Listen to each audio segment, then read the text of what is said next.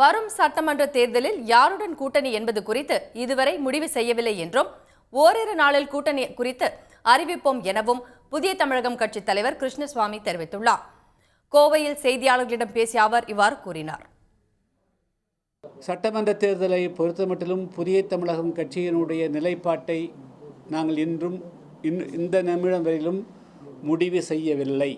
யாருடன் கூட்டணி அல்லது எப்படிப்பட்ட கூட்டணி என்பது குறித்து இன்னும் புதிய தமிழகம் கட்சியினுடைய நிர்வாகிகளோடு கலந்து ஆலோசித்து வருகிறோம். கூட்டணி எது வெறுமனே ஒரு பொதுக்கூட்டத்தில் கலந்து கொள்ளக்கூடிய விஷயம் அல்ல.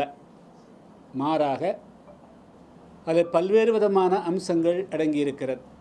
வரக்கூடிய சட்டமன்ற தேர்தலில் கொள்கை ரீதியான ஒரு நல்ல ஆட்சி அமைப்பதற்கு உண்டான வியூகத்தை நாங்கள் தொடர்ந்து சிந்தித்தும் அதுக்கான திட்டங்களை நாங்கள் வகுத்து வருகிறோம்.